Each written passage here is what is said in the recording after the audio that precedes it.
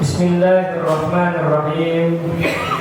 Assalamualaikum warahmatullahi wabarakatuh.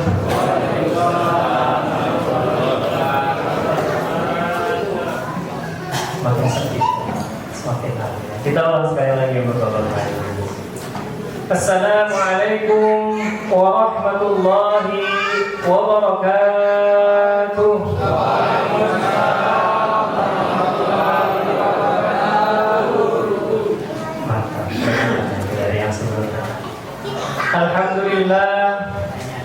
Alhamdulillahi Rabbil Alamin. Wabihi nasta'in ala umuri dunya waddin. Assalatu wassalamu ala ashrafil anbiya wal mursalin Sayyidina Muhammadin wa ala alihi wa ashabihi ajma'in. Amma ba'du. Pertama-tama, tidak ada kata yang paling pantas kita ucapkan selain rasa syukur kita kepada Allah Subhanahu wa ta'ala yang telah memberikan nikmatnya kepada kita, mulai kita dari bangun tidur sampai kita tidur kembali. Mulai kita waktu itu dilahirkan oleh ibu kita sampai saat ini kita masih diberikan kesempatan untuk menikmati kehidupan yang telah Allah berikan. Maka sudah sepatutnya lah kita bersyukur kepada Allah Subhanahu wa ta'ala, yang kalau misalkan kita hitung-hitung nikmat yang sudah Allah berikan kepada kita, niscaya kita tidak akan pernah bisa menghitung nikmat-nikmat Allah yang sudah Allah berikan. Sebagaimana Allah berfirman, wa in ta'uddu ni'matallahi la tuhsuha. Ingat ya Bapak Ibu ayat itu ya. Ya. Ayat-ayat terkait tentang kenikmatan jangan sampai kita lupakan. Itu surat An-Nahl ayat 18. Yang artinya wa in ta'uddu, apabila kita menghitung-hitung nikmat yang Allah berikan, ni'matallahi la tuhsuha, kita tidak akan pernah sedikit pun bisa menghitung nikmat yang telah Allah berikan. Contoh kecil, di tangan kita, di telapak tangan kita ada jempol, ada telunjuk, ada jari tengah, ada jari manis, ada jari kelingking. Ada yang bisa menghitung berapa jumlah darah yang ada di pergelangan tangan kita? Gak akan yang bisa menghitung. Gak akan. Karena itu jangan pernah mencoba untuk menghitung-hitung nikmat Allah. Allah sudah berikan kepada kita gratis semuanya. Seringkali kita lupa untuk bersyukur. Karena itu kata yang pertama sebelum saya memulai ini tidak lain adalah rasa syukur kita kepada Allah Subhanahu wa ta'ala. Yang kedua, salawat dan salam marilah kita sampaikan kepada junjungan Nabi besar Muhammad sallallahu alaihi wasallam yang telah membawa kita, yang telah membawa umatnya dari zaman jahiliyah, zaman yang kosong sekali dengan ilmu, zaman yang memang di sana peradaban sangat minim dari kehidupan ilmu, yang alhamdulillah pada saat ini semua akses keilmuan terbuka sangat lebar. Tinggal kita bagaimana menyikapi ilmu yang ada, yang berserakan, yang bertebaran. Kita mau gunakan atau tidak, kita mau cari atau tidak, atau kita hanya diam saja dengan fasilitas-fasilitas yang ada. Sungguh sangat sayang. Karena kalau misalnya kita tidak manfaatkan ilmu-ilmu yang sudah terbuka sangat lebar saat ini, khawatirnya Allah cabut lagi nikmat tersebut dan kita masuk lagi ke alam, ke zaman jahiliyah seperti dahulu. Na'udzubillah, summa na'udzubillah.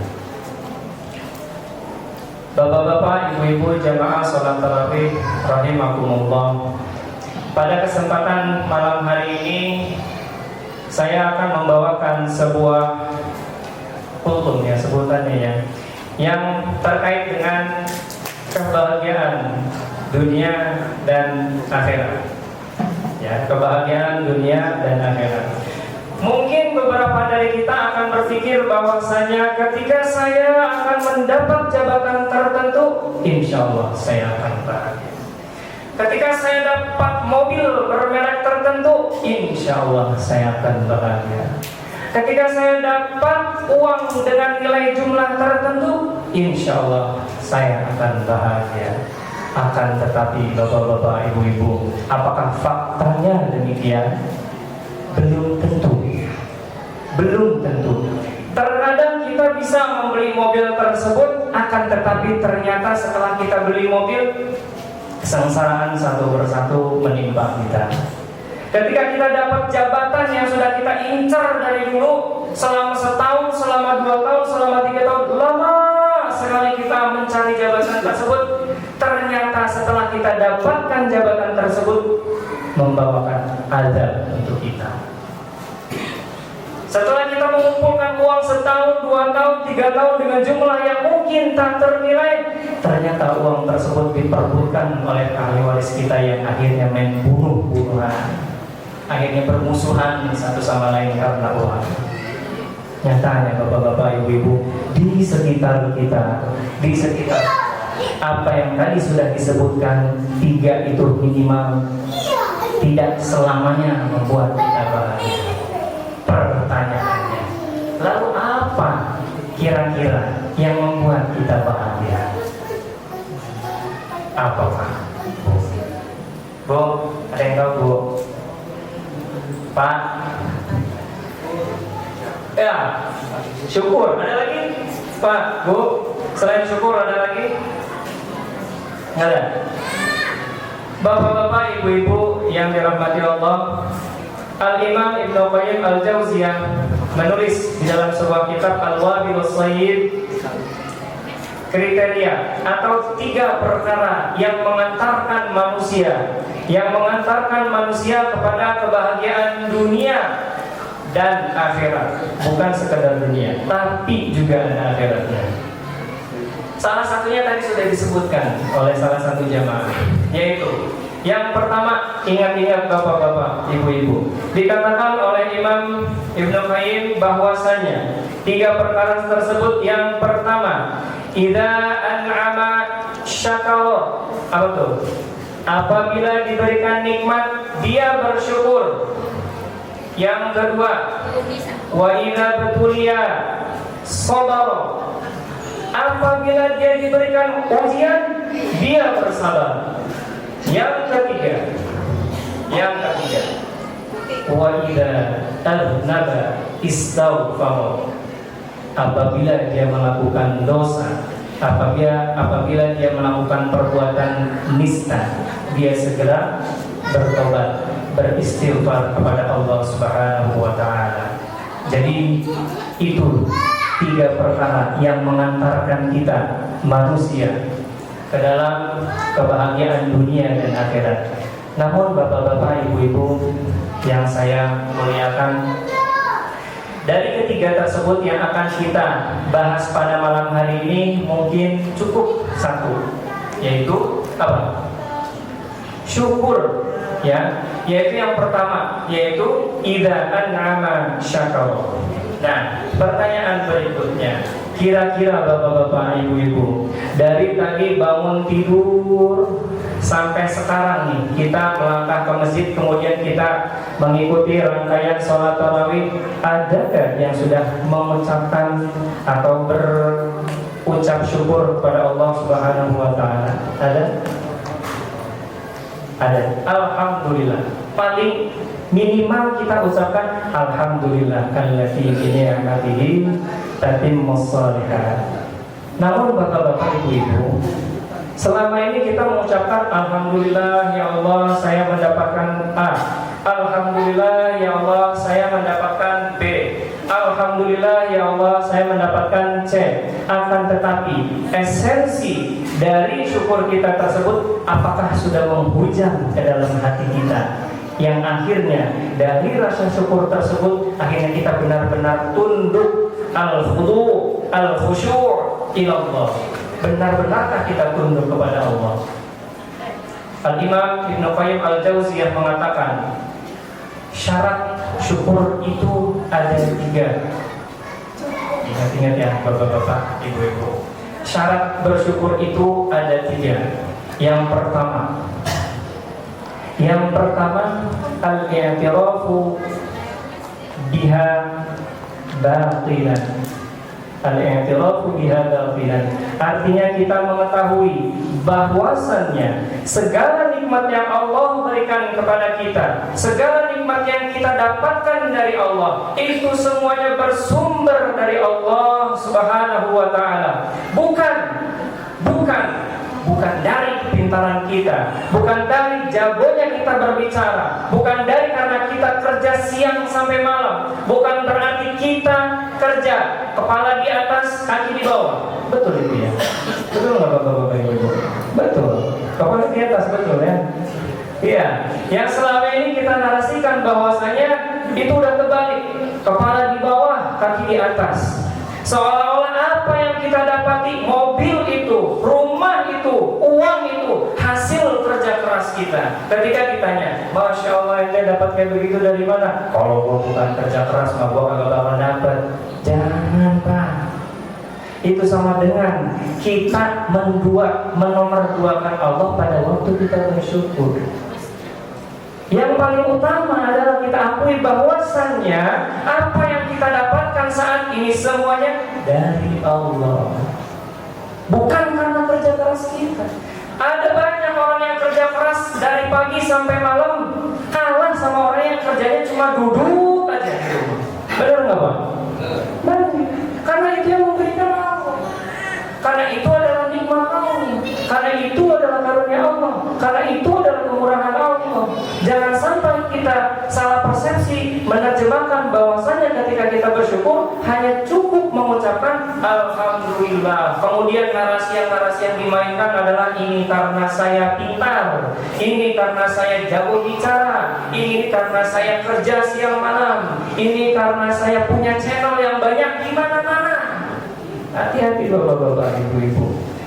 Jangan sampai nanti narasi-narasi demikian justru membawa kita kepada murkanya Allah. Na'udzubillah, tsumma na'udzubillah. Itu yang pertama. Al-i'tirafu bihadza qilan. Artinya kita mengakui bahwasannya nikmat yang kita dapatkan adalah sumbernya yang paling utama. Sumbernya yang paling utama itu adalah karena pemberian Allah. Ya, jangan sampai kita dulu diangkat, Allah berikutnya. Jangan, yang paling utama itu Allah. Yang kedua bapak-bapak, ibu-ibu, at-tahadduts biha zahiran. Apa itu? Artinya kita ucapkan ketika kita mendapatkan nikmat tersebut. Tadi yang sudah dikatakan, Alhamdulillah hari ini saya dapat rezeki sekian, gitu ya. Ini semuanya karena kasih sayang Allah. Di dalam surat Al-Duha tadi sudah dibacakan, fa amma bi ni'mati rabbika fahaddits. Fa amma bi ni'mati rabbika fahaddits. Maka nikmat yang sudah Allah berikan kepadamu, katakanlah, ucapkanlah, siarkanlah, sampaikan kepada khalayak. Bukan bertujuan untuk riya, bukan. Akan tetapi ini adalah ungkapan rasa syukur kita atas nikmat yang telah Allah berikan kepada kita. Memang kadang beda-beda tipis antara kita menyampaikan rasa syukur kita dengan riya. Beda tipis dua ya. Dimainkan saja niatnya ini adalah lillahi ta'ala, mengamalkan dari surat Ad-Duha tadi, fa'am nabi ni'amati rabbika fa'addin. Yang ketiga bapak-bapak ibu-ibu, yang ini adalah bagian yang terakhir. Yang ketiga ini adalah menggunakan segala apa nikmat yang tadi sudah diberikan Allah kepada kita hanya untuk mendapatkan ridho Allah, hanya untuk mendapat ridho Allah. Jangan pernah berharap ridho manusia. Jangan. Kenapa? Karena ketika kita mengharapkan ridho manusia, siap-siap kecewa. Ridho nas ghayatun la tudrak. Kita tidak akan pernah bisa membuat orang setuju semua dengan kita. Enggak bakal pernah bisa. Kita enggak bakal pernah bisa membuat semua orang suka sama kita. Enggak bakal pernah bisa. Kita nggak bakal pernah bisa. Dalam satu masjid ini aja mungkin ada salah satunya yang nggak suka. Bisa jadi, karena memang itu adalah sunnatullah. Rasulullah Shallallahu Alaihi Wasallam yang makhluk paling sempurna di muka bumi ini masih aja ada yang membenci. Itu yang sudah sempurna. Apalagi kita yang belajar kadang-kadang ogah-ogahan, yang sholat juga kadang ogah-ogahan. Wajar kalau misalnya ada yang kurang suka dengan kita. Yang terpenting adalah ketika kita diberikan oleh Allah nikmat, misalnya nikmat lidah yang kita miliki, jangan digunakan lidah kita ini untuk menjatuhkan orang lain demi menaikkan diri kita. Bahaya. Kita menjatuhkan si A dengan tujuan kita supaya diangkat sama orang. Ini sama dengan kita menjatuhkan harga diri kita di depan orang tersebut, dan yang terpenting adalah di hadapan Allah Subhanahu wa Ta'ala. Karena gak ada kamusnya ketika orang menjatuhkan seseorang diangkat sama Allah. Gak ada. Ente mah kagak ada apa-apanya kalau ngomong ini. Ilmu ente mah baru segitu, ilmu anak udah segini. Kalau ente bandingin sama anak, ya kagak ada apa-apanya. Nah, narasi-narasi ini yang sering kali kita dengar. Ya ente mah punya pengalamannya masih sedikit. Udah bertahun-tahun kerja di sini. Udah bertahun-tahun kerja di sini. Coba, kalau dibandingin sama ente, ya. Nah, ini salah satu sifat meremehkan. Salah satu sifat meremehkan itu adalah sifat-sifat sombong. Apa itu sombong? Al-kibru adalah batorul haq wa ghamtun nas. Batorul haq itu menolak kebenaran dan meremehkan orang lain. Bapak-bapak, ibu-ibu, ketika kita diberikan nikmat lisan, gunakan untuk pikir.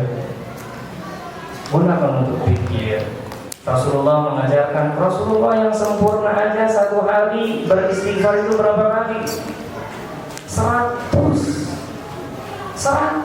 minimal sehari. Kita sampai lupa dosa yang mana mau istighfar gitu. Iya, sehari berapa lama? Nggak tahu berapa.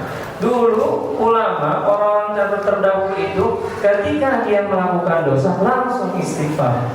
Sebelum tidur review tuh atau mengulang kembali kejadian-kejadian yang dilakukan seharian ini. Apa kira-kira yang dosa yang saya lakukan?